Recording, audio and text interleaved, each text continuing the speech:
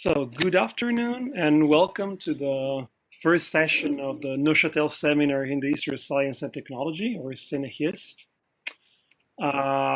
First of all, some practical recommendations. If you're not talking, please shut your microphone, otherwise there are feedbacks and it's not gonna be fine. And also during the general discussion, which will be at the end of the session, it would be nice if you could enter your name in the chat down to the right before speaking, so that I can make a list of the interventions and give priority to the first. Concerning the seminar for this semester, the topic chosen for this seminar will be the history of scientific and technical objects and their uses in practices. It's therefore interesting to start off with a presentation of the freshly published book, Material Histories of Time, which was out in December 2020 with the Gruyter. And as the organizer of the seminar, I found interesting to host a roundtable on this book, not only because it contains some of the first results of the research conducted in our group in Neuchâtel, but also and especially because it deals with time and clocks, which is a highly interesting topic for a seminar dealing with objects and practices. In fact, the book brings together two different methodological approaches: the history of objects and materiality on the one hand, and the history of practices on the other. The clock is a Janus-faced object. It is a scientific tool used in several fields of scientific and technological activity, but it is also an everyday life object, even a fashion accessory on a par with jewelry. This fascinating and problematic twofold nature has characterized the clock since the first diffusion of pocket watches in the early modern times, and still characterizes it nowadays. So, before introducing today's speakers, we will deal with this very peculiar object. Let me remind you that the next session of the seminar will take place on the 17th of February, and we will host Teresa Hollerbach from the Max Planck Institute for the History of Science of Berlin, who will give a talk on knowledge through making, the reconstruction of the Sanctorian chair. Today's session is organized as follows. Philippe Cordez, the Deputy Director of the German Center for Art History in Paris and the editor of the series Object Studies in Art History at the Gruyter, which hosts the volume Material Histories of Time, will make some introductory remarks. After that, the two editors of the book, Susanne Thürigen from the Dresden State Art Collections and Gianenrico Bernasconi from the University of Neuchâtel, will discuss some research questions starting from the work on the volume. Then Gerrit Verhoeven from Antwerp University, author of a chapter in the volume and an expert on the history of time, will give a short presentation. And I myself will make a final short presentation before opening the general discussion. So without further ado, I would now start our conversation, our roundtable. And Philippe, the floor is yours. Thank you very much, Marco, for your introduction. And I'm very excited to present to discuss a book with you, which was published mid-December, and to try to give you an impression of this book collection, this book series, which first volume appeared 2018. We have 4 now, so it's quite fresh, and I think it's the first time in which we do present one of the volumes in this way. So that's really interesting for me, for that reason too. I will try now to share my screen. I'm new to that for WebEx, and it should be there. Here. Does it work somehow? Do you see something? Yes, we do. Yeah. You do see my PowerPoint. That's great. So 4 volumes, I've said. The first thing I have to say that this series began out of the work of a group which we had in Munich at Ludwig Maximilians Universität. A small group of 4 researchers, and then it grew. It went for 5 years with the title Pre-Modern Objects in Archaeology of Experience. So pre-modern objects, and we were doing books, and so it was logical somehow to put the books we were doing in one book series. So that's what happened, and the 4 which you see did grow out of the group plus collaborations, which is the case for Neuchâtel and for Material Histories of Time.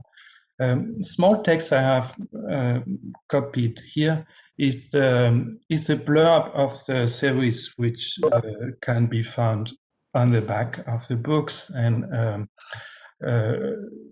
few points which I would like to do. We were thinking of objects in the context of art history, with the idea that objects are complex, and that's a very simple point. And the easiest way to express that was to make a parallel with visual studies, in the sense that visual studies are a field which include, let us say that, include art, but also all kind of visual phenomena and all kind of images. This is here the formulation outside of the modern Western notion of art, but also including it, of course. And so visual studies are studying visual phenomena, and we wanted to explore object studies in the same way, in a similar way, and which is even more important in connection to visual studies, in the sense that these two are sometimes separated phenomena, objects and objects, but very often also connected, which means that good visual studies do need object studies, and good object studies do need visual studies. Let's say most images are objects, and many objects have image phenomena. So let us begin with the first book, which is here below, Object Fantasies, which was meant, so it came out of a conference like all 4. And our first book was meant to have a general panorama of what we wanted to do and to develop in the further volumes also. I have to say here that our group also produced volumes which are not in this series, but this is not the topic today. So Object Fantasies with the subtitle Experience and Creation. And what you see right are the titles of our general introduction to the volume, and the title of my own essay, which follows immediately, and which is conceived as an introduction to the series. And these 2 texts are free online. I have to add that our volumes are printed, and they also are published online, so not free except for these 2 objects, but otherwise they can be found online or printed in good libraries. That's the idea. So these 2 are easy to find and to read. And what I would like to do now is just to introduce one object, which I write about in my second text here. Because it would be a bit sad to do all that without at least one object. And this subject is a complex one, because that's what we're interested in mostly. But when you're an art historian thinking about that, you're somehow attracted to this kind of more complex objects, which have often been overlooked because it wasn't easy to grasp them somehow. And this is the case for objects which are in the shape of another sort of object. You understand here already that that's one of the possible ways for an object to deal with an image. This is an image of a locomotive, but this is functionally a coffee machine. We are in Paris, 1861, which means this is the time of Napoleon III, and the very years in which the railways network really develops in a very fast way in Paris. It would be a bit too long for right now to explain you how this machine works. And so that's why I brought here the small sheet of paper which explained that to the customers. And here is a detail, basically two chambers for water, for coffee.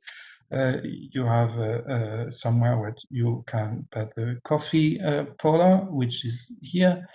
Here is a lamp. It burns and it produces heat. And then coffee comes here and back. And at the end, here is something for steam and pressure release.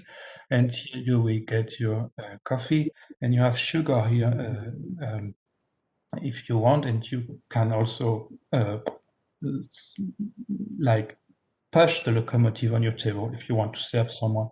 What I'm interested in for now is to find more abstract principles which we can recognize here and use to understand other objects. And one point is the socialization of substances, coffee, and techniques, which is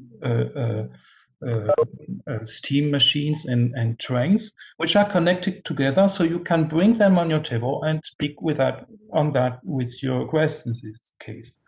Animation of objects is also an important point. It was much discussed in the last years in an animistic way, which I don't like. And this object was a way to show, yes, objects are animated when we animate them and do things with them, so that we get the impression that they are animated things. And another point is the artistic representation of very abstract ideas like progress, energy, efficiency, and a sort of coda to that is that the espresso, the coffee espresso which we drink, is a later development of the earlier 20th century of that very idea. Espresso is the name of the Italian trains which do not stop at every cities, but just drive through, are fast. And this was the name given for commercial reasons to coffee machines and coffee in the early 20th century, which means when you drink an espresso, you actually symbolically swallow a locomotive and then you are fast. So that's the idea. And these are objects phenomena, objects fantasies, really, let's call them like that way, which will live in our experiences, daily experiences, also how life is made of them. Here are some sentences from this text also. Objects fantasy which we realize. And fino all'ultimo passaggio mi dà tutto. I listen, no, it's not for me, okay. So sensory perceptions of objects' properties, so sensual properties and experiences with objects which we do have in our mind. So we drink coffee, we have cognitive work with that, and we reconnect this experience with another experience, which is that of trains, for example. And this is a kind of creative work which we do all the time, actually. So sensory perceptions of objects, which we interpret and recombine into new objects, and also in our daily experiences of objects. When I see a locomotive, now you will think of coffee every time. So because you have seen that and you have experienced maybe the coffee machine. So these are the kind of phenomena basically which I think we are working with when we do object studies in art history. And what interests us for the series is to see how this creative activity relates and is embedded in all kind of questions which we deal with when we do social and human sciences. And here this list of social, historical, psychological, philosophical dimensions. And I would put history of science, of course, in this list. So this is one of the phenomena we're working with. I think steam technology is connected in that example, which I brought to you, and of course, material histories of time deals a lot with that. But I would like to present you the other books rapidly. What we tried is to connect one type of object, here objects which are involved or represent war, all kind of conflicts.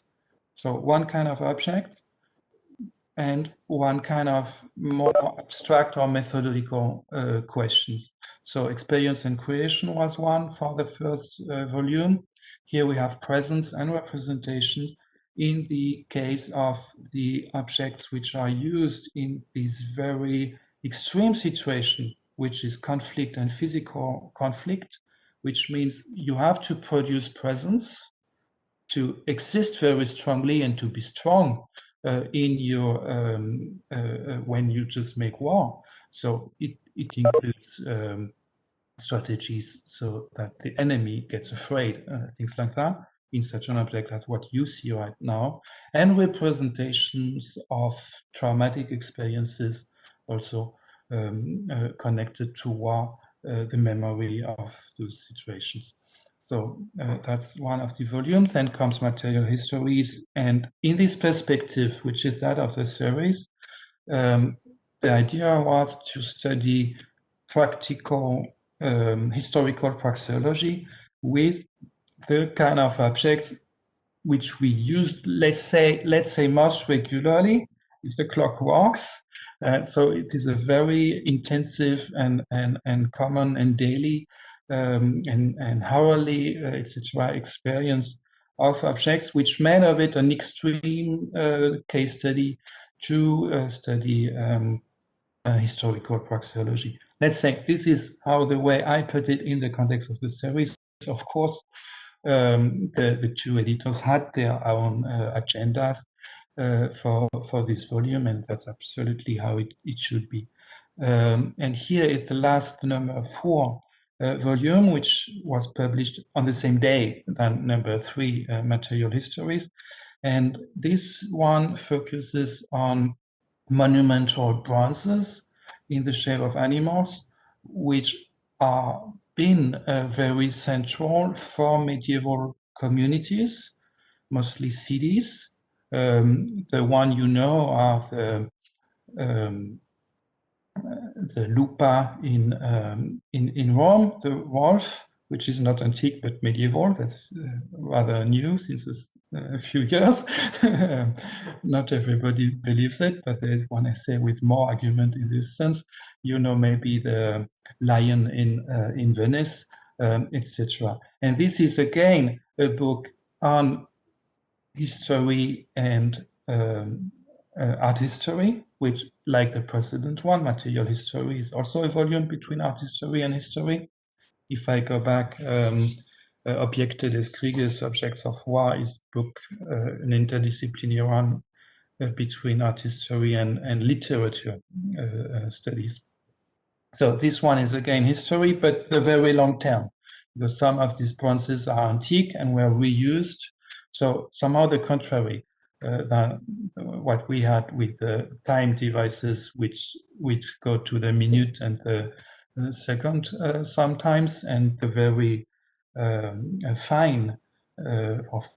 finely scaled historical praxeology. Here we have the long term and the stories which are connected to the existence of these objects in the middle of large human communities for centuries. That's it from my side. I will go out of that. So that I have to stop sharing. Did I do that already or not? I don't think so. You're still sharing, so you should. Still sharing. I have to find where it is. Here. Yes, that's here.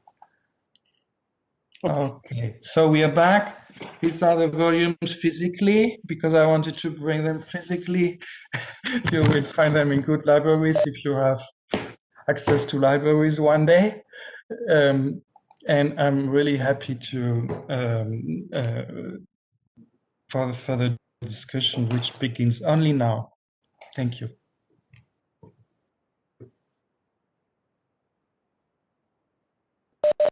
So thank you, Philippe, for this introduction, and I guess we can pursue our roundtable with Susanne.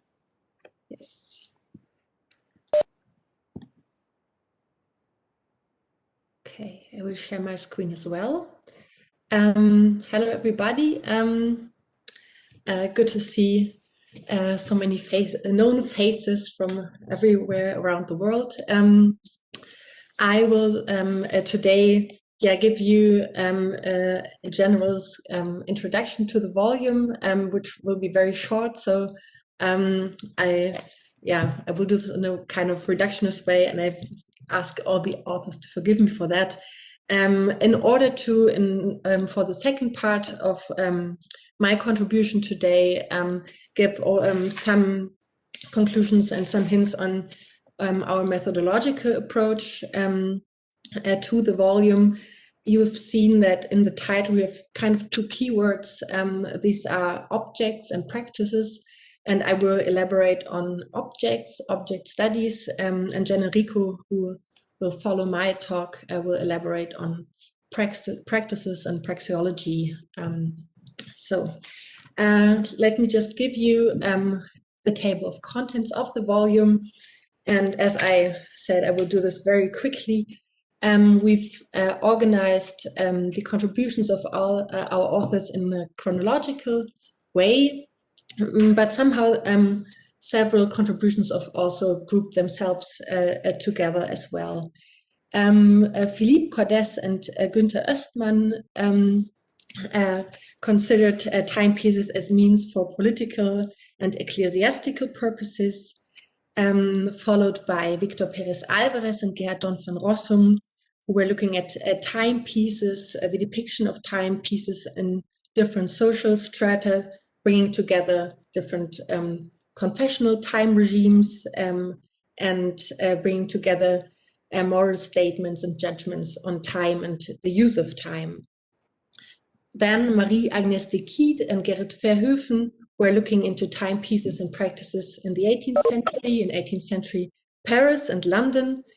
Then we have a group by Nicolas Verdier, Catherine Herr-Laporte, and Grégoire Besson, who are looking into practices of mobility and the role objects played in them, followed by Fabio Bruneri, Gianenrico Bernasconi, and Marco Storni, who were looking into practices in different social contexts as different as the school, the kitchen, and science.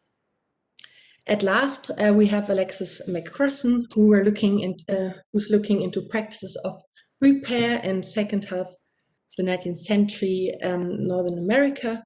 And last but not least, Johannes Graf, who is considering practices of forgery and fakes of clocks in the 19th century Black Forest. So this is a very short run through the volume. And we, of course, invite you to read the introduction and all the contributions themselves. This is the moment where we like to thank Philippe Cordez, again, as editor of the series Object Studies in Art History, for having us in this series. And we are greatly thankful for all the authors and their contributions of the volume. And last but not least, the support of Catherine Herr-Laporte and Marco Storni in the editing process, who were a big help in finalizing the volume. So let me go to methodological aspects of the volumes. And I would like to start with this object, a pocket sundial, which appears in the introduction of the volume of Gianenrico and myself, with the question, who studies this object and how? This broad field of object studies has various definitions. You can look into a lot of books who give very different answers. I like to share the Object Reader of 2009, who for example, says that object studies are pursued by anthropology and material culture studies, science and technology studies, technoculture and digital media, or critical theory and philosophy. As we've already seen in Philippe's talk, object studies are also a big part of art history.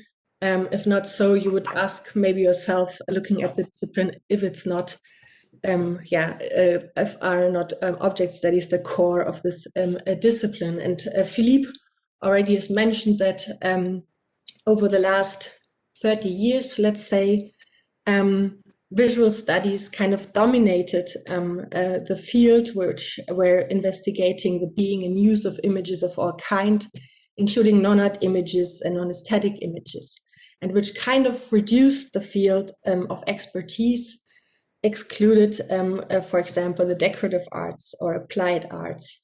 The discussion of what the core of art history is goes on. So this is a very recent introduction into art history by Ulrich Pfisterer, who gives a whole other definition of art history, which should investigate artifacts with aesthetic purpose. So he's also kind of bringing the decorative and applied arts again in the field, but claims that we should only investigate artifacts with aesthetic purpose. Art history should be have a core competence in the history of seeing, so kind of excluding other senses. So where is this object studies? This object studied? Of course, we can say that at least within art history, these objects always found their residuum at the museum, which has a lot of advantages, like basic scientific research that is conducted there and the publication of the data in monographs. So, for example, here we learn from Irmgard Misch, who's the curator in Stuttgart of the Württembergisches Landesmuseum, that it's a pocket sundial with nocturnal on its lid from the early 16th century Stuttgart, and such a device is usually consisted of a nocturnal on the outer side of its lid, an equinoctial sundial that rested underneath the lid on the lip of the box, and a compass inside the box itself. Known in antiquity, the equinoctial sundial reappeared in Western Europe in the first half of the 15th century. These universal instruments enabled their users to measure time, whether at home or on the go, day or night. Because of their small size and compactness, these three-part instruments were often used for travel. So this is a very a descriptive level to search for style, date, context, and function. And for very different reasons, studies at the museum are not concerned with the advancement of methodological or theoretical questions. So I would like to I present three recent answers to the question of object studies in art history. And Philippe already posed to his approach of object studies in art history, which should be, as he said, a supplement to visual studies, and which should include all non-art objects like the non-art images, which also includes, again, the field of applied arts, but also open it to objects that are non-aesthetic, so to say. They investigate everything that is fabricated in the sense of art, all categories of objects, with a specific interest in the sensual properties of objects. So again, if we go back to the pocket sundial, we now see another part of the introduction, a drawing by the Swiss artist Urs Graf, the portrait of a man with pocket sundial, also from the beginning of the 16th century, who's handling this object in a very meditative and sensible manner, with very soft fingertips on the object itself, the eyes nearly closed, that we might assume that it's not even used for its practical purpose from the first moment, but maybe even as a collectible or something to look and to wonder at. However, if you look at the hat, the man's beret, you see a cracked teapot, and Graf altered the captured scene and offered to the viewer a further symbolic layer. While the universal pocket instrument reminds us of the passing of time, the teapot, as a symbol of fertility, signals the overcoming of death. So we might say that these pocket Sunday might come to the world first of all for very practical purposes, but then people get them in their hands and think about what they are looking at and what they see, and add a further layer, like Graf did. And this also is reflected by the artists themselves again years later, like by Markus Puhrmann, who then underlines this specific central property, this looking at the passing of time, this thinking about time in a confessional sense, so to say. So studying pocket sandals shows also how people have dealt with sensual object properties. It reveals the active creative exploration of objecthood, both in the perception and the use of existing objects and in the conception and realization of new ones. So questions of the object studies in art history are: how does this creative activity happen? What are its various forms, its social, historical, psychological, or philosophical dimensions? These are the overarching questions, and they are also, as I hope to show, valuable for time historiography in order to see how the shape, so to say, of timepieces was also influenced by very creative approaches to their objecthood. Another new approach in object studies of art history is technical art history, a new branch that focuses on an artwork as a physical object, which studies the materials, techniques, and production methods that went into its making, as well as artists' reflections on the process of creation. So we're here working art history, conservation, and conservation science are working together in order to gain a thorough understanding of the physical object in terms of original intention, choice of materials and techniques, as well as the context in and for which the work was created, its meaning and contemporary perception.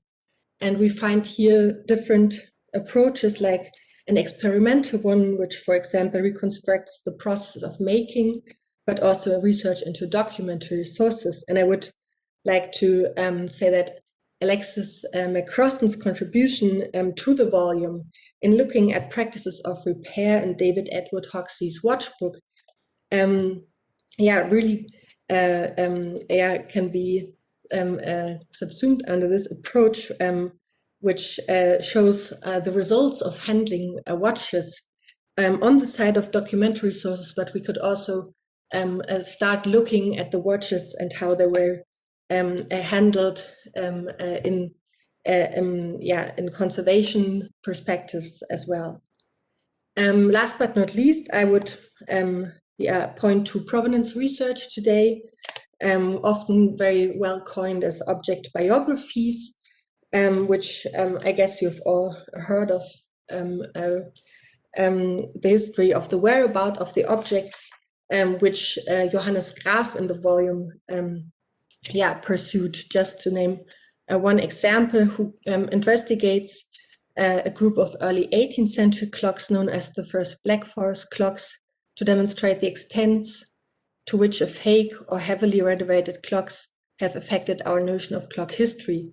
He shows that the 3 clocks of the collection of Oskar Spiegelhalder were really meant to create a specific image and identity of the Black Forest. And Johannes Graf opens up this whole field of untold stories of forgeries and fakes in the 19th century, which is also a huge field to be examined in the future.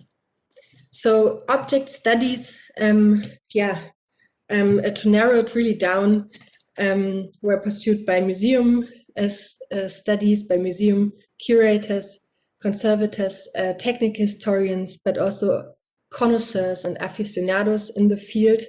And the strengthen is, and this is kind of naive, but also really important to say, to consider objects as equivalent to textual sources, who can overcome sometimes the silence of the archive.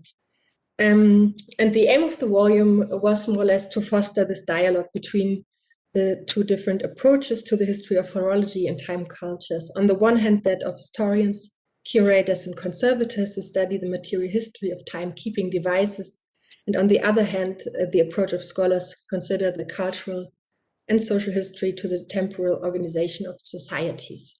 And this second approach will be now presented by Gianenrico. Thank you.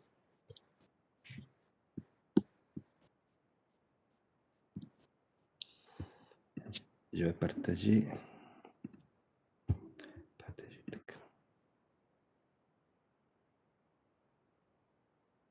On voit, Marco? Pour l'instant, oui, on voit, très bien. Bon, bonjour à tout le monde. Hi everybody. Pour respecter, comment dire, le bilinguisme de ce projet, je vais vous parler en français.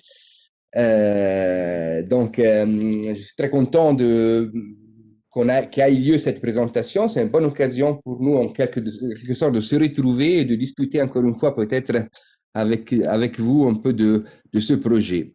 Je vais commencer mon intervention à partir de cette citation que je vais lire en français, mais que Marco gentiment a traduit en anglais. L'horloge la plus grossière, accompagnée d'un timbre, ne cesse, du haut du breffoir qui la porte, d'adresser la parole à tout un peuple et de réitérer, dans des espaces égaux, les avis qu'on en attend. Elle se fait entendre pendant le jour entier. Elle veille et parle d'un bout de la nuit à l'autre, à chaque particulier dans les intervalles de son sommeil. Elle donne le premier signal de la prière, fait ouvrir les portes des villes, convoque les assemblées, annonce tous les travaux à mesure qu'ils se succèdent. Elle est enfin la règle de la société. Ces cours que nous recevons de la mesure du temps ne sont pas ignorés de personne. Mais tout le monde ne connaît pas également ses usages dans les sciences positives ou d'expérience. C'est ce qui m'a engagé à les rapporter ici. Cette citation, pour laquelle je suis redevable à Marie-Agnès de Cuit, qui est aussi un des auteurs de notre livre, est tirée des étrennes chronométriques pour l'année 1811 d'Anti de Janvier, un des grands horlogers de la fin du XVIIIe siècle et du début du XIXe siècle.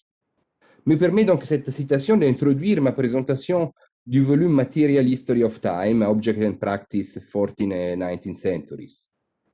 Janvier fait une distinction qui me semble fondamentale entre, d'une part, un temps dit, l'horloge adresse la parole, qui fait entendre comme message sonore, comme signal, qui se fait entendre comme un message sonore, comme signal, et qui sert à organiser la vie sociale.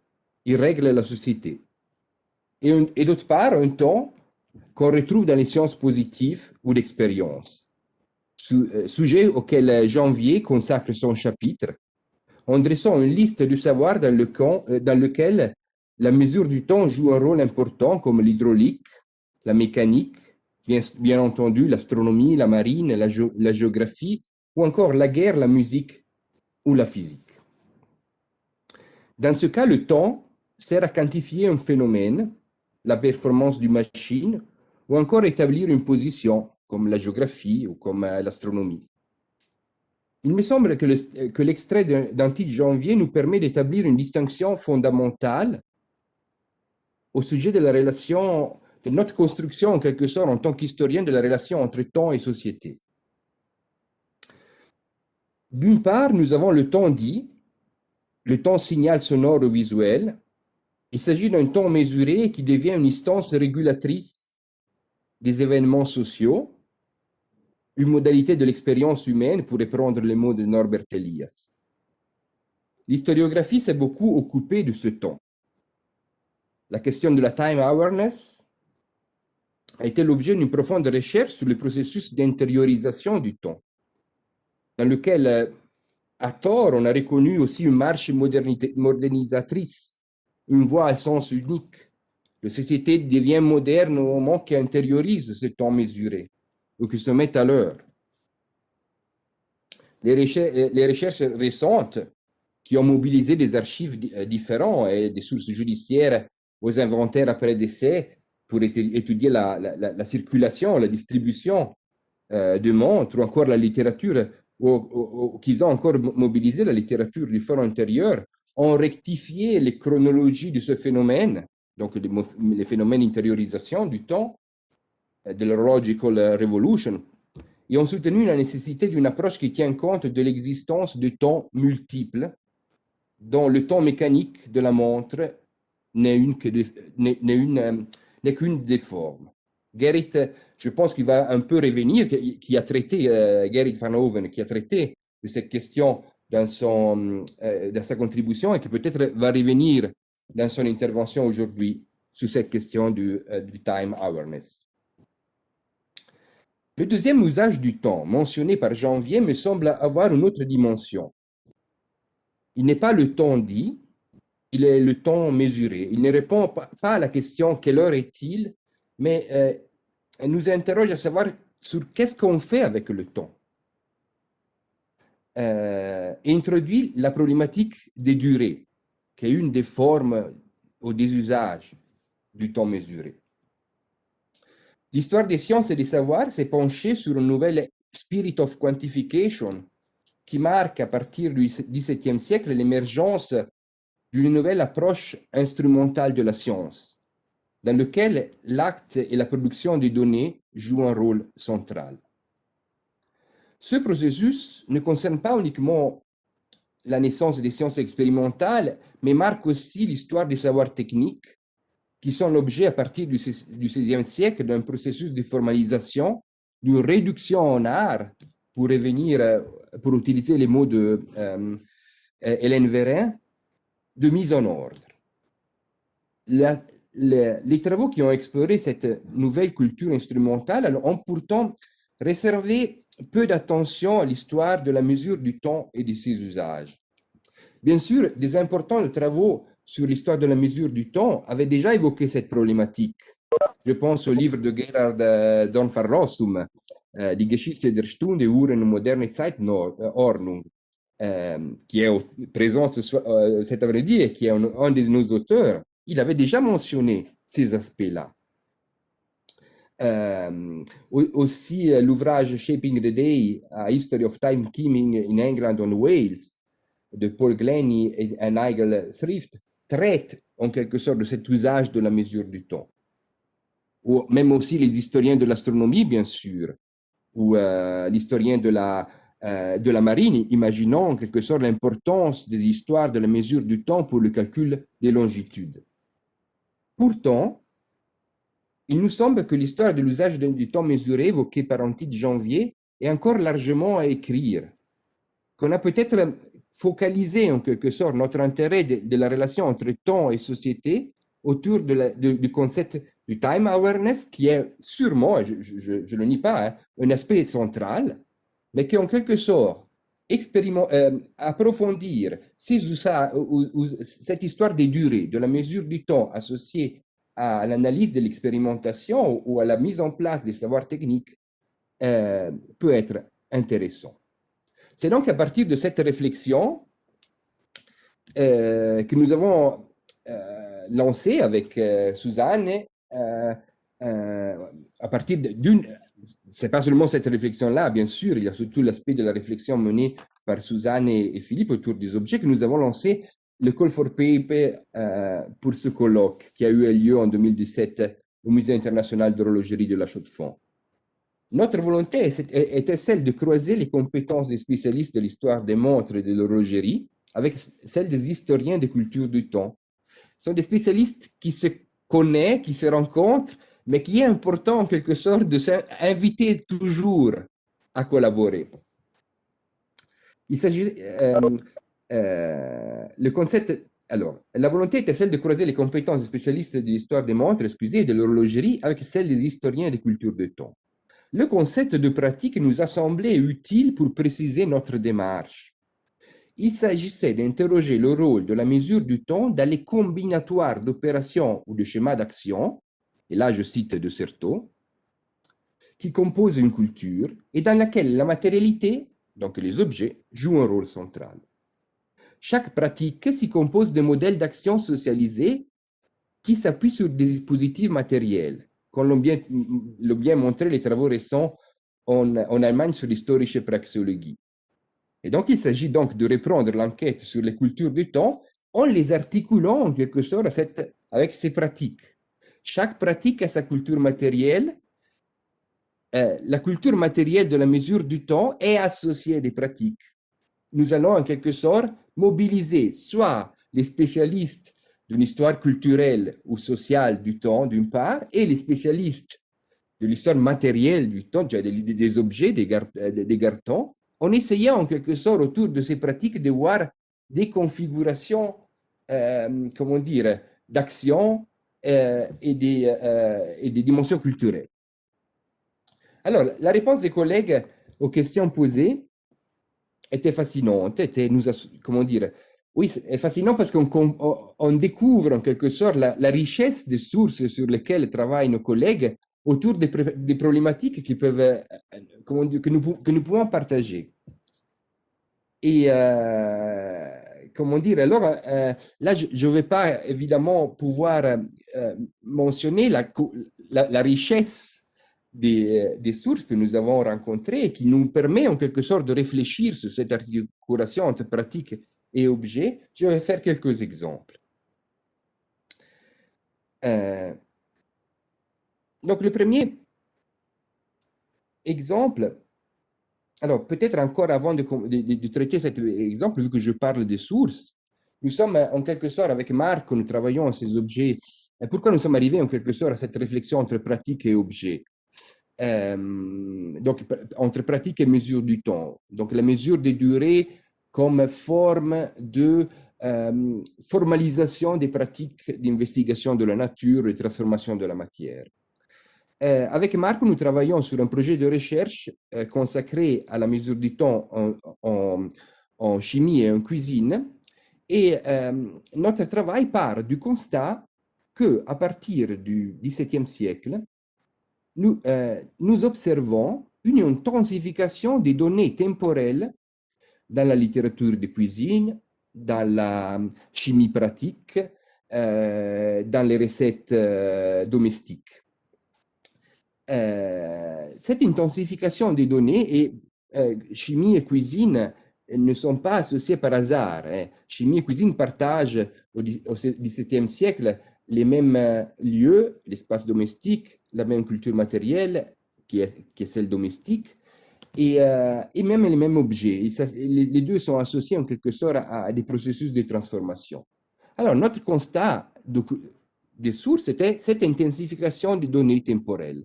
Et c'est sur ça qu'en quelque sorte, nous avons construit cette enquête des pratiques. C'est à partir de ça. Comment expliquer que s'intensifie dans des sources concernant une pratique de transformation des indications portant sur des durées?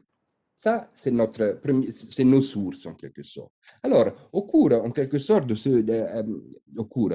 ce travail collectif que nous discutons aujourd'hui, nous découvrons que cette relation entre temps, aux mesures du temps et pratique, se retrouve dans d'autres domaines. Alors, un des cas intéressants que je voudrais vous mentionner ici, et le cas présenté par Nicolas Verdier dans sa contribution. Nicolas, attendez, excusez, montre, alors la contribution de Nicolas Verdier montre que si à la fin du XVIIe siècle, pour calculer la distance, la séparation entre temps et espace est encore indistincte, la distance, donc Nicolas s'est occupé de cartographie et d'histoire, en quelque sorte, de la cartographie, de Et donc, il s'occupe en quelque sorte des concepts de distance et montre qu'au XVIIe siècle, distance, temps et espace sont encore indistincts. La distance est un éloignement d'une chose à l'égard d'une autre, soit pour le temps, soit pour le lieu. Si celle-là est la situation au XVIIe siècle, au XVIIIe siècle se met en place un processus de séparation entre espace et temps par une pratique de mesure dans laquelle l'odomètre, un instrument de mesure qui, appliqué en roue, permet de quantifier le temps parcouru, joue un rôle central.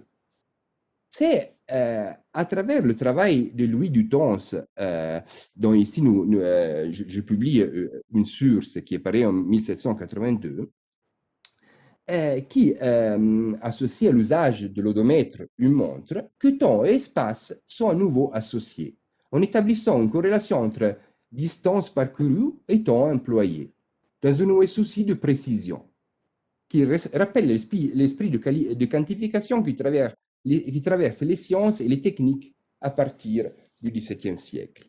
Ce qui pour nous est intéressant, si vous voulez, dans cette enquête de la relation entre temps, objet, mesure du temps, objet et pratique, c'est que là, nous constatons dans la source publiée, dans l'étude menée par Nicolas Verdier, que nous avons une pratique de mesure, l'odomètre auquel on associe une montre, qui génère des données. Alors, nous avons des distances en lieu, nous avons des temps de parcourance.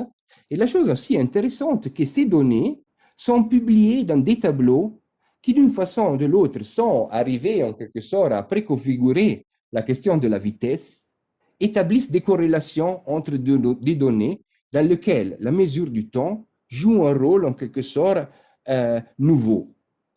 Et donc, dans notre parcours, en quelque sorte, d'enquête de la relation, de l'importance de la pénétration du temps mesuré dans les pratiques, après avoir constaté la présence des indications temporelles dans notre, source associée aux pratiques de cuisine ou de chimie, nous avons ici l'exemple, en quelque sorte, d'une pratique de mesure, d'une activité de mesure qui génère des données. Ça, c'est très intéressant, en quelque sorte, pour voir comment la diffusion de la mesure du temps dans les sociétés passe aussi à travers ces expérimentations. Je continue. La question du voyage, de l'organisation du voyage est intéressant et aussi intéressant de constater comment devient un système cette présence de la donnée temporelle. Et là, j'emprunte à un article publié par Catherine Erlaporte dans une autre revue concernant les horaires, qui montre en quelque sorte cette inscription de la mobilité à travers, dans une pratique temporelle qui, pour laquelle il faut en quelque sorte mesurer des durées, porte aussi à l'organisation générale du voyage. Et donc, maintenant, excusez-moi si la slide est un peu petite, mais ici en bas, on a, pour le départ des carrosses pour des villes de France, on a des indications des temps de départ et des temps d'arrivée. Donc, vous voyez comment, en quelque sorte, cette pénétration passe à travers une culture du dispositif qui se met en place. Alors, je suis en train de faire en quelque sorte des exemples de sources. Nous avons nos sources de cuisine, donc qui sont, de chimie, qui sont la description d'une pratique. Nous avons un acte expérimental, une activité de mesure qui produit des données. Les données fonctionnent dans un système. Alors, pour faire une enquête des pratiques, enfin, qu'est-ce qui nous manque sont les objets. Qu'est-ce qu'on utilise en quelque sorte pour mesurer ça? Alors, là, je vais d'abord encore mentionner un objet publié par Catherine Erlaporte dans la contribution qui est publiée dans notre volume, Material History of Time. Catherine Erlaporte s'intéresse à l'histoire des carrosses et nous permet en quelque sorte de faire un pas en avant dans l'analyse en quelque sorte de cette relation entre mesure du temps et pratique. C'est clair, et là, nous nous confrontons avec les difficultés de ceux qui travaillent sur la culture matérielle des Lumières. Catherine Laporte constate la diffusion de ce genre d'objets dans les collections des musées et dans les catalogues des spécialistes conservent beaucoup d'exemples. Même les sources, en quelque sorte, même les sources du XVIIIe siècle mentionnent l'existence de ce montre du carrosse qui serait en quelque sorte une source importante pour documenter l'émergence de nouvelles pratiques de la mobilité dans laquelle la mesure du temps joue un rôle important. Alors, la difficulté, c'est quand, qui est bien élaborée en quelque sorte par Catherine Laporte, c'est de poser des questions à ces collections. Est-ce que vraiment la catégorie de montre de carrosse est une catégorie spécifique? Alors, c'est déjà, Catherine reconnaît la multiplicité des dénominations de ces carrosses, qui peuvent être de voyage, de carrosses, de portatifs, et constate que malgré l'existence, en quelque sorte, malgré le fait que la mobilité des montres est un des fronts techniques des Lumières, portabilité des dispositifs, miniaturisation des montres, meilleure résistance des mouvements, il n'existe pas une véritable caractéristique technique à part peut-être ces petits dispositifs permettant le portage qui caractérisent ces montres portatives. Donc, puis Catherine va élaborer sa réflexion et la contextualisation, et la contextualisant de l'histoire des voyages et de la relation temps et voyage du XVIIIe siècle. Pour moi, c'est intéressant cet exemple pour témoigner de la difficulté, en quelque sorte, au moment qu'on fait cette enquête des pratiques de mesure, de bien reconnaître la culture matérielle qui est associée.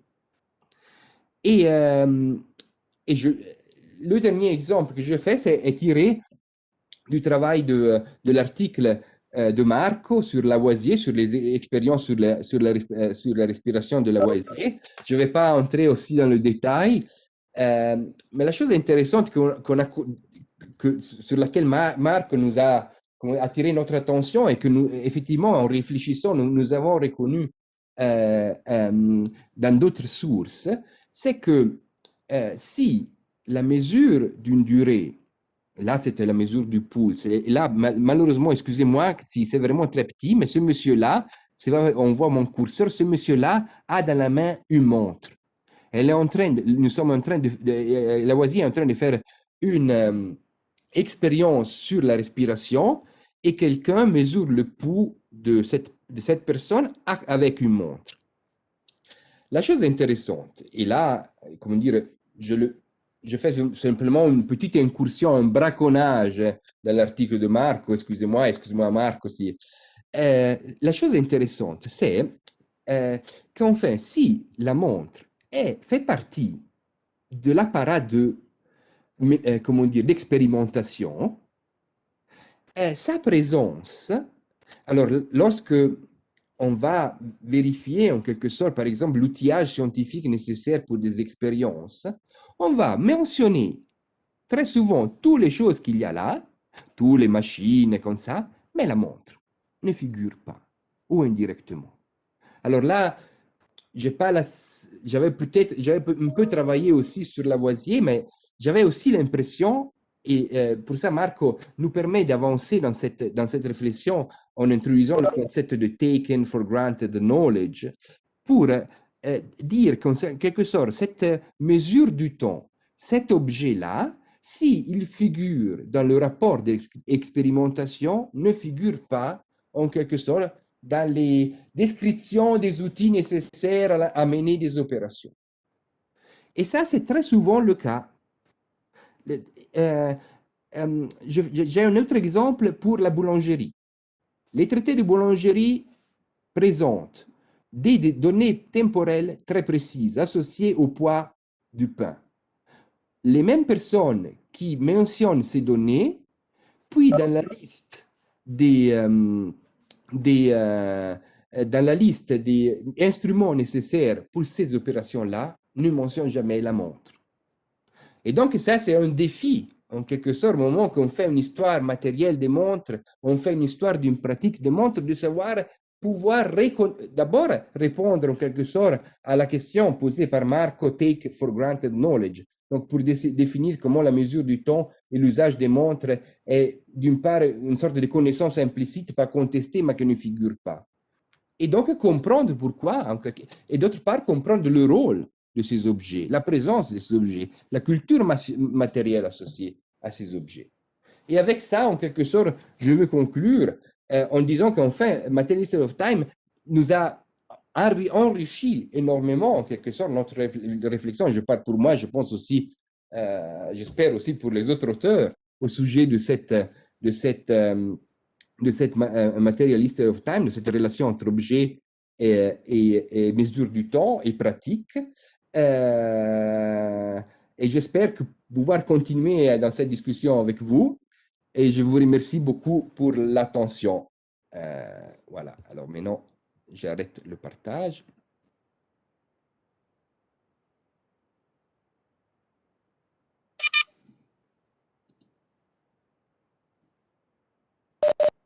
Thank you, Gianenrico. Now I think Gerrit will start his talk.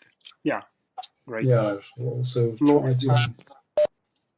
share my PowerPoints, which is the most tricky part of these online lectures. We actually see it. Do you hear me also? Yes. Okay, great. So it's great to see you all again after this long time, although it's an online version. The idea for today of my talk is that I will speak about new trends in research on past time awareness and time use. Let me start this lecture with the captivating cover of Hartmut Rosa's classic. According to a series of renowned sociologists, psychologists, and anthropologists, there are a lot of ists in the sentence. We are living under a constant terror of time, a toxic mix of work, leisure, DIY, childcare, social obligations, and other activities creates unprecedented time pressure or time squeeze. New transport and communication technology, from relentless tweeting of smartphones to supersonic trains, have unhinged our classic ideas about time and space while producing a sense of unbridled acceleration. Now, our addiction to speed became all the more visible in spring of 2020 when the worldwide pandemic first forced us to slow down. Due to several lockdowns and social distancing, the hectic whirligig of our daily lives came to a sudden halt. Time slowed down from the usual rat race to a gentle trickle. Now, according to a renowned historian, which you can see also on the PowerPoint, the modern experience of time was born in the Industrial Revolution. More than 5 decades after its conception, Edward Palmer Thompson's hypothesis still resonates through academia. Looking at a recent search in books, articles, blogs, and other writings, time has become a timely topic in economic, social, and cultural history. Gianenrico's and Susanne's captivating book is, in a sense, just a blur, although I have to admit a very important one, in a vast, extremely exciting, and quickly expanding field of research. Today, as I said, I've been asked to talk you through the latest trends and developments in the field. As my time is very short, I will zero in on 3 of my pet topics, namely everyday timekeeping, time use, and time awareness or time consciousness. I will discuss them by reviewing 3 recent, in my eyes, trailblazing articles of some of our more brilliant colleagues. And now and then I will also reflect on how material histories of time fits into the picture. So let's get started with this one with Stefan Hans. Hans is assistant professor in cultural history at the University of Manchester, currently engaged in a very fascinating project about hair and feather working. Some years ago, he also won the British Academy Rising Star Award. However, in his past and present article, Hans focuses on the topic of early modern timekeeping and time-telling by analyzing some diaries and other eco documents, including the writings of Veit Konrad Schwarz, a patrician from Augsburg. To my mind, Hans does several trailblazing things in this article. First of all, there's the fresh chronological and geographical scope of the article that zeroes in on 16th century Germany, while most research in our field still suffers from a very Anglo-Saxon bias. Sorry, Alexis. Material histories of time also opens up the field as it brings the perspective of Swiss, French, German, Italian, and even an old Belgian scholar together. Secondly, Hans does an excellent job by analyzing everyday timekeeping in early modern diaries and by choosing for a qualitative methodology. Obviously, this is not new, as for instance, Stuart Sherman followed a similar course in the 90s. Yet throughout the years, the huge potential of these rich sources has been somewhat neglected to my mind. Last but not least, there's also a trailblazing element on a more conceptual level, as Hans tries to look beyond the classic black and white opposition between pre-modern and modern timekeeping. Emblematic is, for instance, the way in which Lucien Febvre portrayed the pre-modern world as a society out of time, and I quote, "We find fanciful imprecision and inexactness everywhere, the doing of men who did not even know their own ages precisely. Time was not measured with accuracy, no one bothered to keep track of it, reckon it, or regard it in an exact way." End of quote.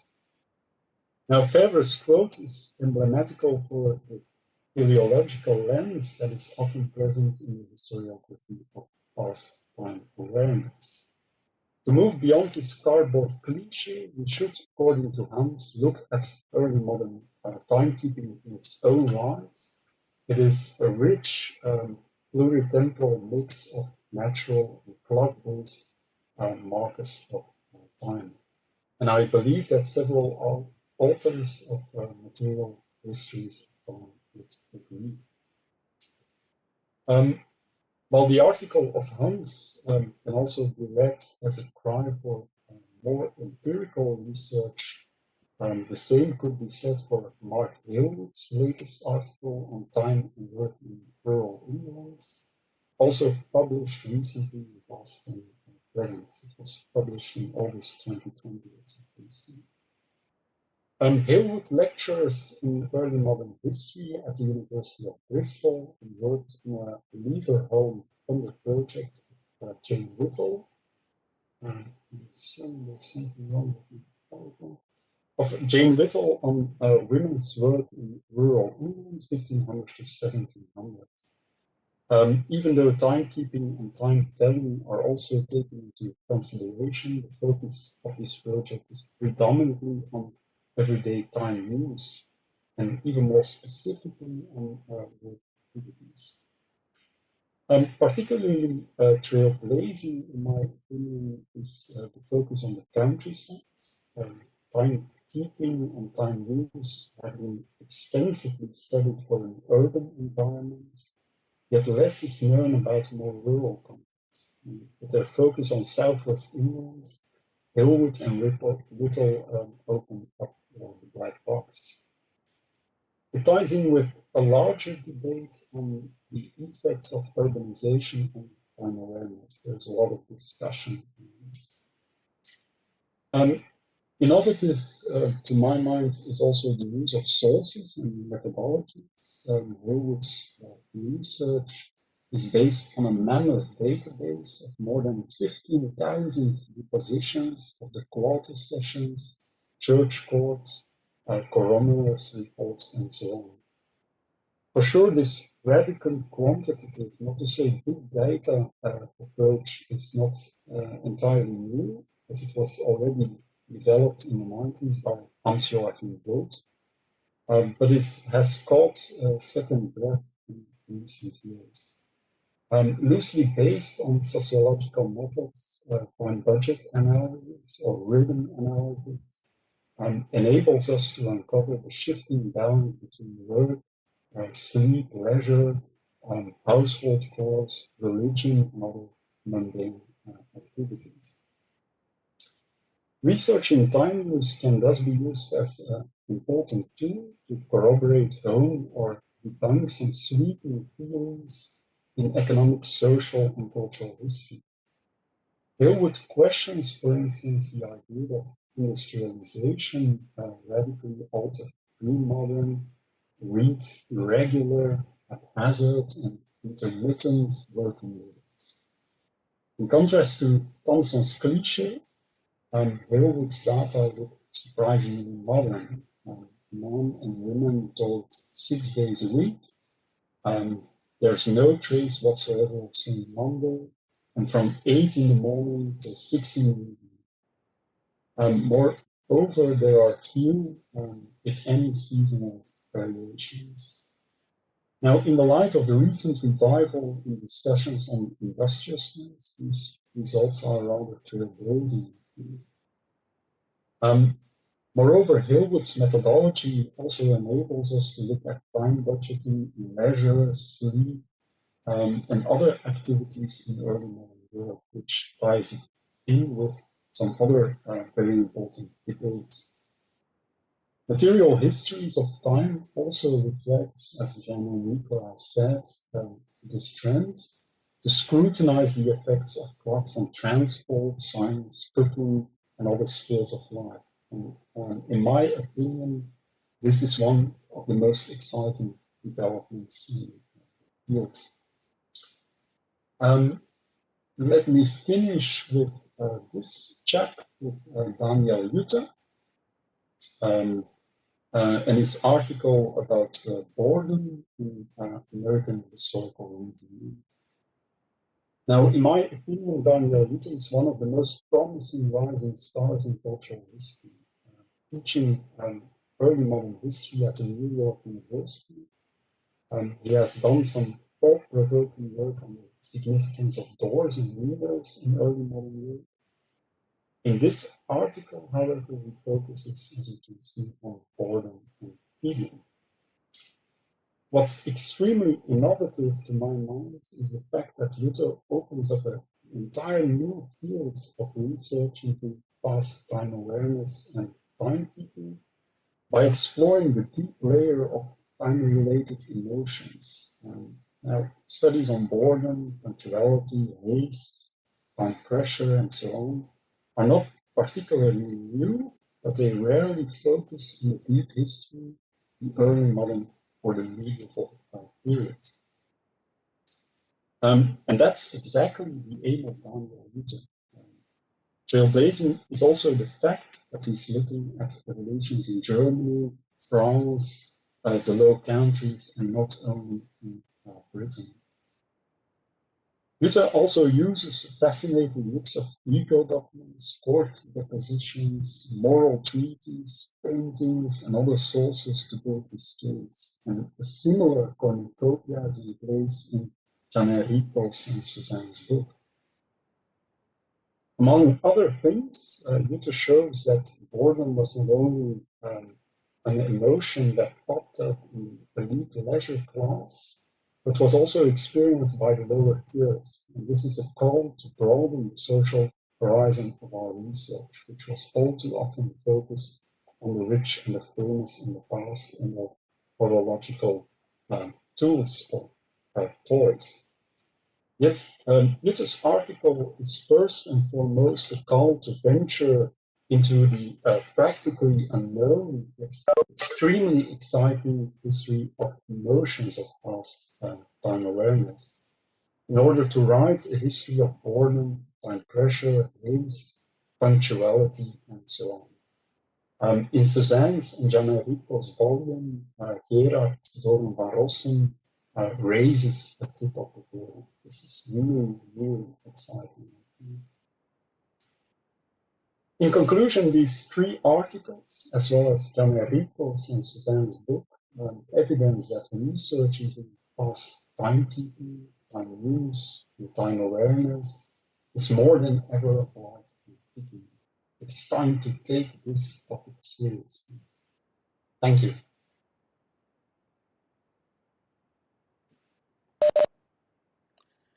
Thank you, Gerrit. I would just like to say that since we are running late, we will probably finish a little bit after 5:30. As after my short presentation, we will leave about 30 minutes for the Q&A, if you all agree. So I will start immediately and try to... I hope you see my screen and you hear my voice. So thank you everybody for joining this meeting, and thank you to Philippe, Susanne, Gianenrico, and Gerrit to give their contribution to this event. So in a recent article, which Gerrit has already mentioned, Stefan Hans claims that the historiography of time is wrapped in a sort of fetishism, which compels commentators to use the accuracy of measured time as a key notion to evaluate the sense of time of whatever historical period.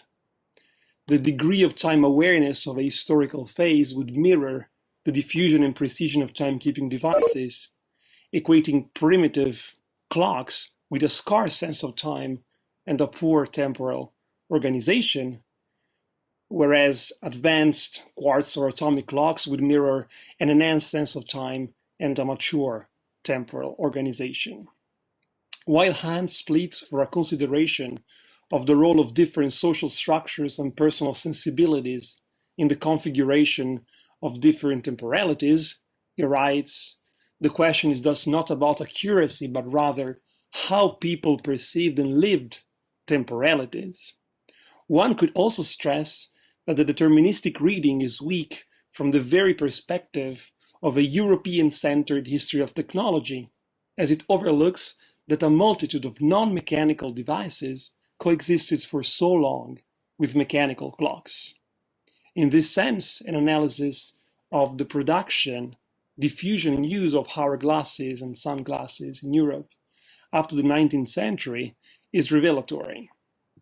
A preliminary survey made in the context of the SNF project we have in Neuchâtel with Gianenrico and Nadège Barbeza, who is the assistant on the project, on a sample of 15 major European institutions, museums and collections, has showed that over 100 hourglasses are preserved, often associated to specific centers of production, names of artisans, and contexts of use.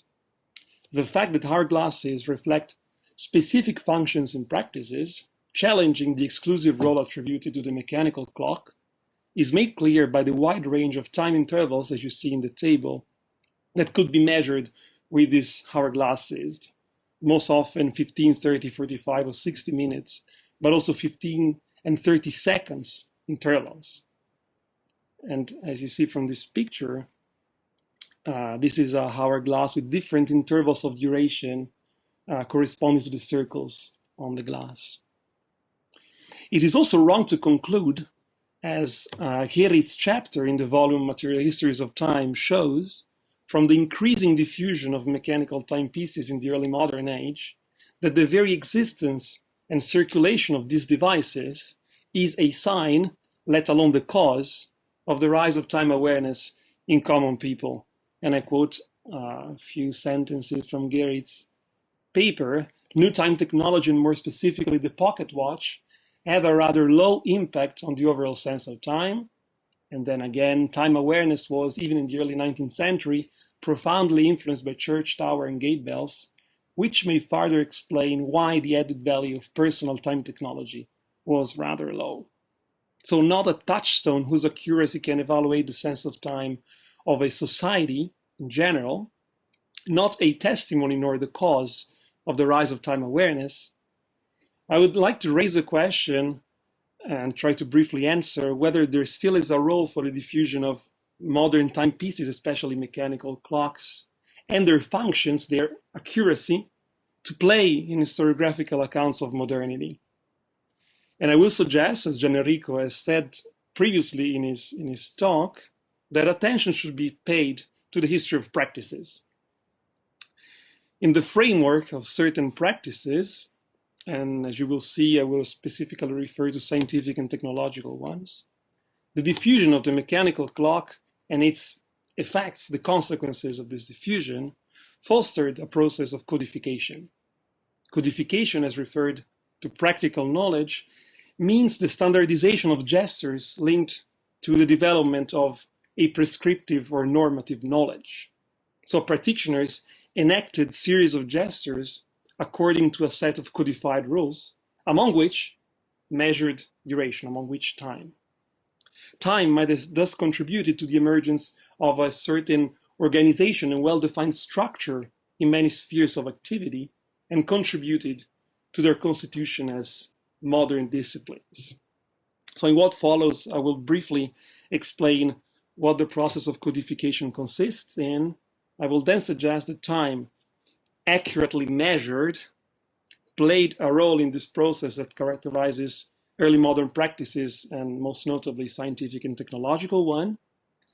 And I will thus propose a relatively modest, albeit important, role of time measurement in the constitution of modernity, whatever that means, reformulating, trying to reformulate, let's say more modestly, the notion of time awareness in a praxeological perspective. So let me start with a definition borrowed from a recent paper published by Matteo Valeriani, where he says that practical knowledge is the knowledge needed to obtain a certain product that follows a defined workflow. This definition highlights the directedness towards a concrete goal as a core aspect of practical knowledge, which often involves a material dimension. It also points, this definition, at the fact that practical knowledge follows a defined workflow, that is, a determined pattern that its codification eventually turns into a law-like description. From the level of practice, which has a private, namely non-interpersonal dimension, codification brings knowledge to a theoretical level, which increases its explanatory power, such that it can be shared across a social group. The initial stage of the process of codification, logically and chronologically, is that of practices, among which a selection is made that singles out the patterns to be codified. Codification is then carried out by various means, spanning from the immediate and local connections, such as recipes, to law-like connections, such as physical laws. Lastly, codification fosters the emergence of a theoretical dimension that is interoperable, namely, allows for connections with and applications in other fields of knowledge, and can also have a certain impact on social organization. To summarize, codification is the process thanks to which a practice is translated into words or signs or images and acquires the status of shared knowledge for a community. The category of codification can therefore assume many different forms that meet the different functions of codified knowledge and its possible social values. It seems difficult to propose a general taxonomy of these forms. While the codification of chemical procedures can be articulated as follows, from the workflow to a recipe for a private laboratory use, to a recipe collection to be shared with other practitioners or to be used for teaching, in other fields, codification can be shaped in a totally different way, depending on the actors and circumstances of its realization. The main point is that codification adds to practical knowledge a certain prescriptive or normative dimension. Although codification is prescriptive or normative, as I said, it is not simply an act of abstraction that singles out law-like connections from a situated workflow. Rather, borrowing an expression from Otto Seebohm, codification is a historical process that gradually reshapes gestural knowledge. In other words, the horizontal dimension, so to say, of codification, the linear and progressive diachronic development, is as much relevant, as much important as the vertical one, the act of abstraction. Also, it is not to be overlooked that the very workflow constituting the practical knowledge is the result of the combination of a multiplicity of gestures and routines, some of which enter explicitly in the codification, some implicitly, as I try to say in my Lavoisier chapter in the book Material Histories of Time. So, how does timekeeping and timepieces fit into this picture? As I stressed above, the diffusion of timepieces, particularly pocket watches, did not entail an immediate rise of time awareness in common people. Also, the historiographical emphasis on the mechanical clock as the device allowing to attain accuracy in temporal determinations as a source of technological progress overlooks the plurality of temporalities and the different appraisals of temporal accuracy of other historical periods. And Han's article is very precise and interesting on this very point. However, the modern development, modern intended as a merely chronological determination, not as an axiological determination, of certain practices, coincided with the growing importance of measurement and quantification, not least that of duration, as Gianenrico has stressed before. So the accuracy of the determination of time in this context simply refers to a more codified stage of a theory, which is then more explanatory and predictive power, which is established in a comparative way that is empirically. So there is no a prioristic technological determinism.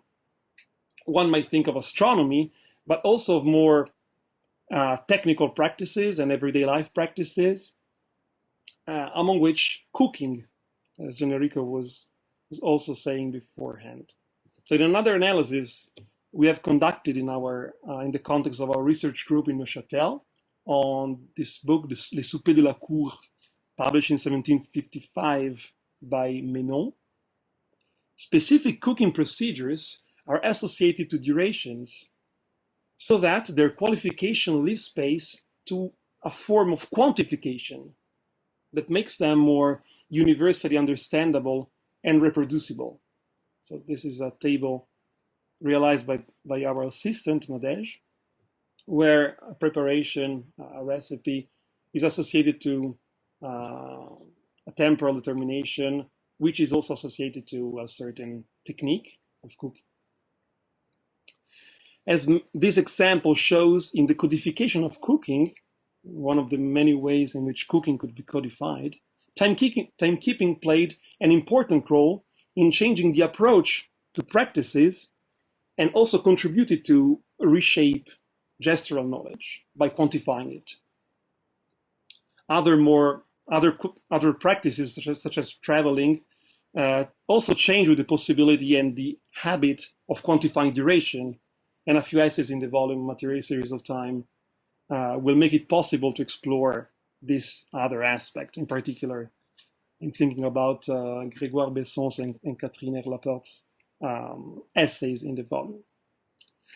In my general point, to come close to the end of my talk, is that in early modern practices, and particularly in early modern science and technology, time was actually used as a functional instrument. And I don't only refer to the object, mechanical clock, but also to the operations that this device allows to do that accompanied and sometimes determined the development of practices.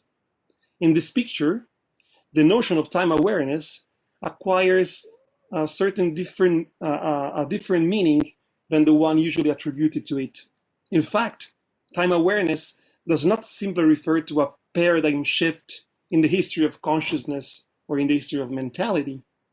It rather points at the more definite structure that time contributed to give to certain practices in which men played the role of practitioners. They manipulated clocks, they did things with clocks, and they did things with time measured. Time awareness then coincides with the increasing attention paid to a norm that guided the gestures of the practitioners, and on a larger scale, the chain of production, that is the gestures of many practitioners together, whose work was increasingly regulated by the measure, the quantification of time, especially through modern timepieces and especially through mechanical clocks.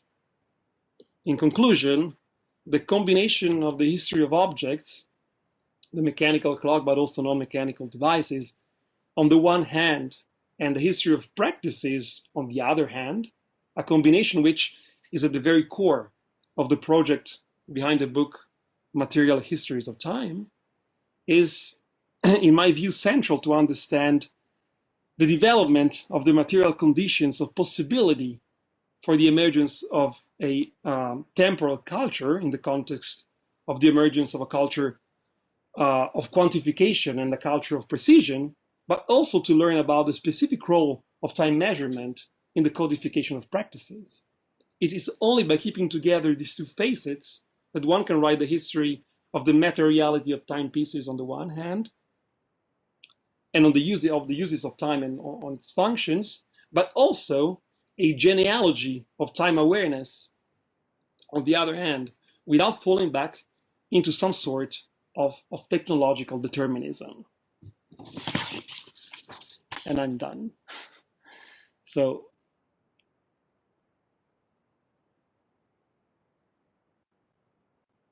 if everybody is still there, I think we can start our question time, even if we're running late. And if you have to leave, you're free to do it. I would ask those who want to participate in the Q&A to ask a question to enter their name in the chat. And let's start.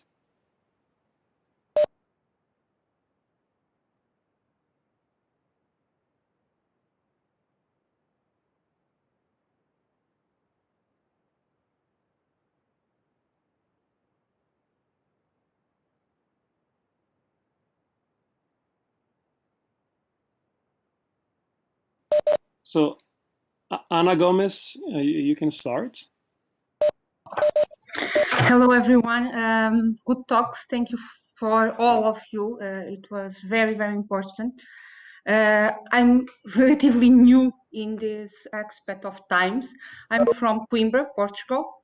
I'm most interested in times and the problematic of the time in geoscience, specifically in seismograms and the beginning of the seismology. So the time to us is one of the most important thing. Without times, we cannot analyze anything, because without times we don't know when an earthquake occurs or the duration. And in the end of the 19th century, here in Coimbra, it was the first time that we had a seismic station, and I realized that the time was incredibly important to us. We have a meteorological institute where is the station, and another one more or less 1 kilometer in distance, astronomical one. And they took the clock in person to the one per day. They go from the meteorological one to the observatory, astronomical observatory, to be sure that that clock is the accuracy of that clock was perfect. and then they return and make all the other clocks with the time of that small clock that they take to the other. So to me, it was very, very important. I would like to ask if that type of methodology was used in other observatories, or you don't know if that occurs or not.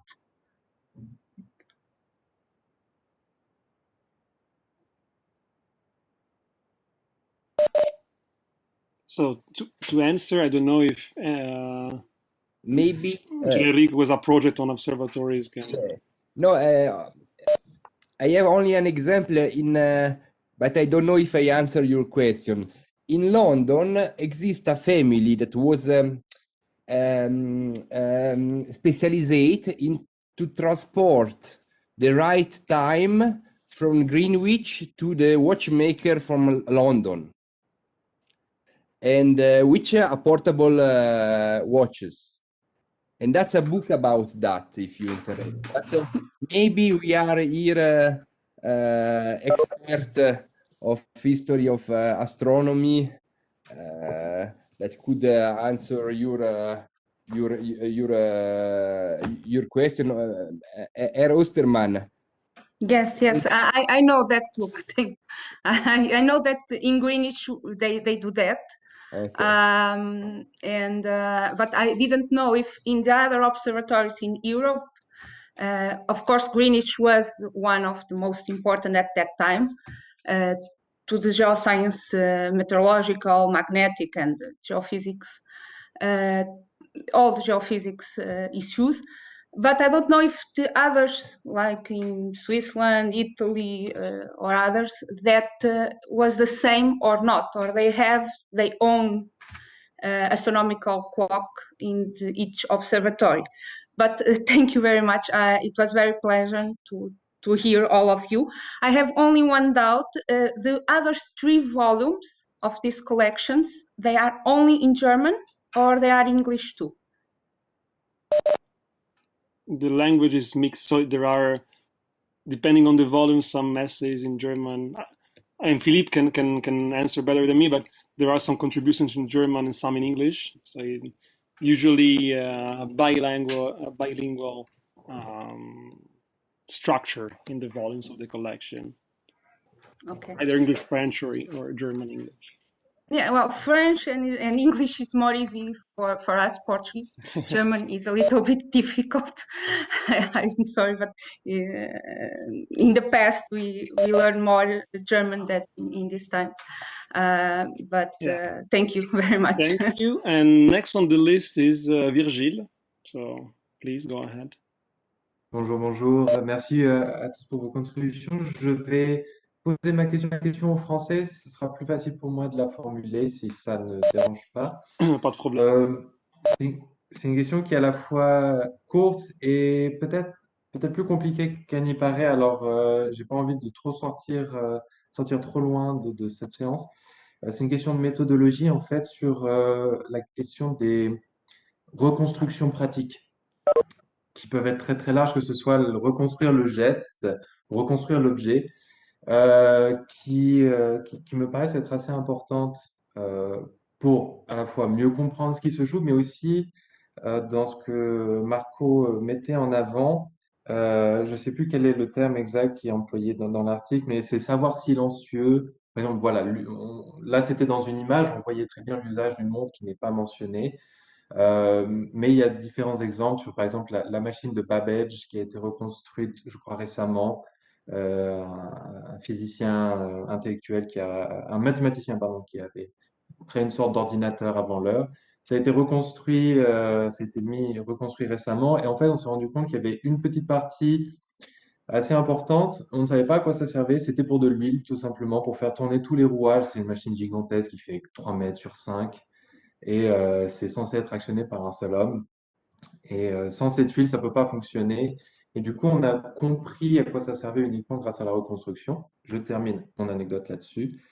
Et je me demandais en fait comment, c'est un peu la question est un peu pour tout le monde, comment gérer cet aspect-là si vous pensez que c'est important Aussi, est-ce qu'on peut facilement s'en passer? L'article de Marco aurait tendance à dire oui. Et en même temps, pour la cuisine, typiquement, est-ce que ça pourrait pas être intéressant de mettre ça en place, de voir justement par rapport au temps qu'ils mettent en avant, un peu la réalité du truc, comment c'est géré, comment ils font, parce que on peut imaginer que un livre d'un grand cuisinier, c'est pas juste pour la personne chez elle pour cuisiner, c'est des grands plats, etc. Euh, voilà, je termine ma question. Voilà, c'est court et un peu large.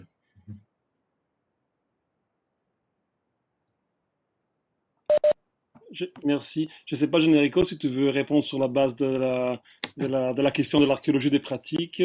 Pour ma part, je dirais juste une précision dans mon article quand je parle justement de ce taking for granted knowledge. Je ne veux pas mettre de côté ce type de savoir, ce type d'apport silencieux d'autres disciplines ou d'autres savoirs dans la construction du savoir. Je veux justement montrer qu'il faudrait les tenir en compte. Et bon, la méthode principale pour faire ce genre de reconstruction, pour comprendre ce genre de savoir caché, de savoir pratique, de gestualité, etc., c'est évidemment de se tourner vers les objets. Et c'est aussi en partie l'intention du volume de dire on s'intéresse à des pratiques, mais en même temps on s'intéresse aux objets et vice-versa. Donc on s'intéresse aux objets mais aussi à leurs usages parce que un objet c'est très difficile à lire, ça c'est pas un texte, donc ça part pas, il n'y a pas un auteur qui dit ce qu'il entend, donc il n'y a pas un discours rationnel qui est présenté directement à l'auditoire, mais ça laisse une trace concrète, donc ça permet et, typiquement par exemple une montre, mais aussi n'importe quel autre objet, très souvent, si on l'utilise d'une manière ou de l'autre, ça permet de faire des choses. Donc, disons, l'analyse des fonctions de l'objet, il y a par exemple une sérialité, donc si on produit, s'il y a des objets qui sont uniques, des objets qui sont produits en série, et la sérialité, ça peut dire quelque chose sur un usage pratique. Donc tout ça, ça donne une contribution fondamentale pour reconstruire, pour comprendre les pratiques, et justement pour décoder ces savoirs cachés dont je parle aussi. Parfois, je dirais, par exemple, dans les cas que j'ai analysés moi-même, c'était plutôt des traces textuelles. Donc, par exemple, il y avait des inventaires où on faisait les catalogues des instruments scientifiques de Lavoisier, puis on disait, il y a aussi une montre, qu'est-ce qu'on fait avec, on ne sait pas. Peut-être que c'était un instrument scientifique, peut-être que c'était un instrument, un bijou, ou quelque chose, un truc qu'il avait sur lui. On ne sait pas, on les met dans les catalogues, mais on n'est pas très sûr. Et en fait, c'est exactement ça. Enfin, c'est un objet scientifique, donc ça rentre dans la pratique, mais en même temps, ça rentre pas vraiment parce que c'est pas thématisé, parce que c'est aussi un objet d'usage quotidien. Donc là, il y a des traces textuelles et il y a des conjectures, bien sûr. Il y a en partie de l'historien qui reconstruit une narration, et ça c'est important aussi, je trouve, pour faire de l'histoire, de se construire un discours et de faire aussi des hypothèses, parce que parfois, on n'a pas les personnes en face de nous, mais ça c'est du Platon. On n'a pas l'auteur, on ne peut pas ouvrir un dialogue avec l'artisan, avec les scientifiques, avec l'artiste, etc. Mais voilà, il y a plusieurs manières, je dirais, d'étudier ces aspects. Et voilà, s'il y a d'autres personnes qui veulent ajouter quelque chose, vous êtes libre. Euh, voilà, je laisse la place aussi à d'autres réponses, s'il y en a. Je pense que tu as déjà... Non, nous sommes au bord de la falaise quand on étudie les pratiques pour reprendre Chartier et de Certeau. Et c'est clair que le régime, c'est un régime de traces et que, effectivement, dans les dernières années, il y a plusieurs pistes qui sont les savoirs de reconstitution. Je pense à ce que vous venez de mentionner, les travaux de Otto Siboum, par exemple.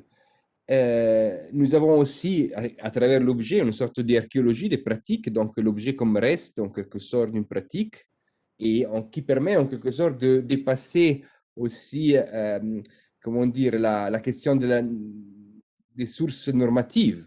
Le risque, c'est d'avoir sur des pratiques que des sources normatives, et l'objet permet de créer en quelque sorte une tension. Et puis, effectivement, il y a les traces gestuelles, textuelles.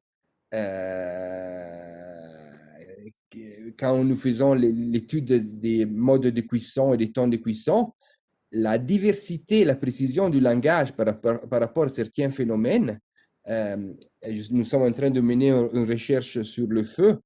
Ce qui est très fascinant, c'est qu'au XVIIIe siècle, il y a des dizaines de mots pour dire le feu, et cette distinction et cette déclinaison d'un langage est pour nous aussi une trace textuelle, en quelque sorte, de l'existence du savoir tacite, pas formalisé, qu'on retrouve très difficilement, mais qui, en quelque sorte, puis s'incruste, en quelque sorte, dans un langage. Donc, je pense aussi que trace textuelle, matérialité, reconstitution, et puis ce qui est encore fascinant dans notre métier, c'est quand même aussi une créativité, dans le sens méthodologique, bien entendu, scientifique, bien entendu, mais c'est en quelque sorte aussi la façon, en quelque sorte, de se rester sur cette falaise et essayer en quelque sorte de se pencher un peu plus.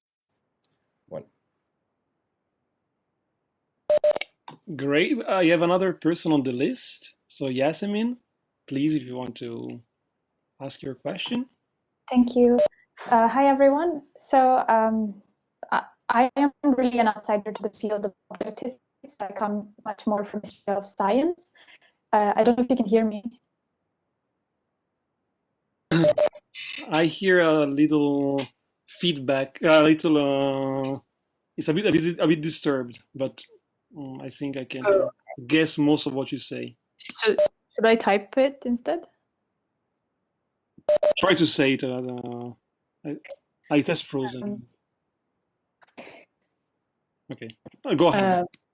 Okay, so I have two questions. I will be brief. One is very specific to people, scholars here who worked on histories of French colloques in Paris, specifically in the 18th and 19th centuries.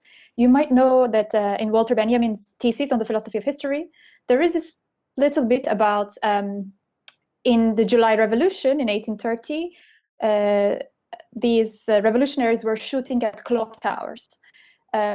Nobody, as far as I know, has done any empirical work on like what those clock towers could have been, where they might have been, and if they indeed were shot at. So I was wondering if anybody had information here, on whether this historical event actually happened. Were people indeed shooting at clock towers in Paris in 1830, and where those clock towers might have been in the city, and what the meaning of that action might have been. Because, of course, it becomes a very big metaphor in Benjamin's work for how clock time becomes associated with the sort of despotism of Bourbon rule, etc. And then in opposition to that, calendrical time becomes symbolical of something else. Is it still freezing? Did that? I'm taking notes of your questions and I'm posting in the chat. I guess I made no mistake. I hope so. Okay. And then a second question is about, this is to the editors of the volume. The title of the volume, I mean, I'm an Ottomanist, so I came in with the expectation of a kind of, not a universal history of material time, not a universal history, of course, but within the history of science, there has been a serious reckoning with post-colonial studies, and the interventions of that has really kind of been provincialized Europe in the discussions of the history of science. So I was wondering, for the editors of this volume, why is there such a focus on Western Europe? Is the mechanical clock very central to the story? Is that why we see a lot of the contents be about Western Europe? And I was wondering, was this a deliberate choice? Yeah, thank you. Thank you. So just the editor's first answer to the second question, then we open the floor to discuss about the first question, because maybe somebody else from the audience has an idea to answer. Yeah, thank you for your question. It's a very important one, I guess. Yeah, we actually, in our call for papers, we didn't reduce the question to Europe. Still, the reactions, I guess, we got from the scientific community where, yeah, researchers who were researching the field of, yeah, mostly European and also Northern American fields. So it's kind of a simple answer. I think your question is very important, and you see in exhibitions on time and on clocks and watches always the approach to broaden the field, but still it's a huge task to bring different times regimes together. So it wasn't meant to reduce the volume to Europe and the Western field, so to say. Yeah, but it was the outcome of the call for paper.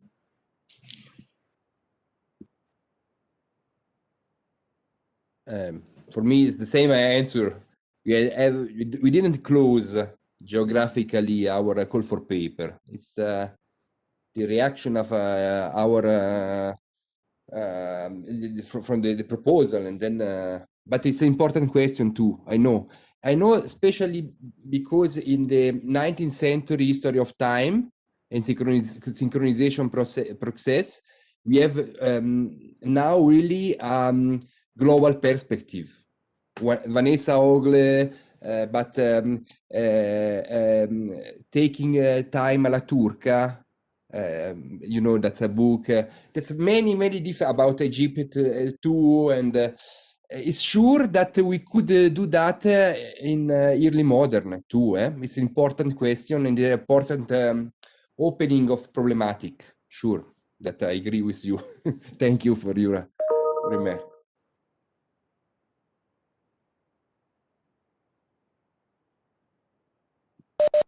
You can certainly reply, Louis-Georges, on the Parisian public clock, please. Yes. Do you hear me? Okay, because I was authorizing my camera. Yeah, so I work, I'm a PhD student at Paris Nanterre, and I work on Parisian public clocks in the 18th century, 17th and 18th century, but I think I do know a bit about that. I'm not sure about Walter Benjamin and yeah, in July 1830, but during the revolution, public clocks were always attacked, because most public clocks in Paris are, let's say, depended on the kingdom, on the kings of France, and I think what you're referring to is the destruction of the Horloge du Palais, which is it still exists, but it's in a different shape now. Yeah, on the Ile de la Cité, on the western side of the Ile de la Cité, and yeah, it was destroyed during the revolution because it was the clock of the king. It was the face of the king, and it was then again destroyed in the early 19th century. So probably that's the 1830. Yeah, Walter Benjamin description, and yeah, it was destroyed pretty much at every revolution in the 19th century. So that's probably what he's referring to. Yeah, even nowadays it has a very striking monarchic symbolism on it. So it's a pretty obvious thing to destroy when in revolution. So that's I think that's what I can answer. That's also the occasion I want to thank all of the contributors and all of the organizers for this nice talk. And I actually just received yesterday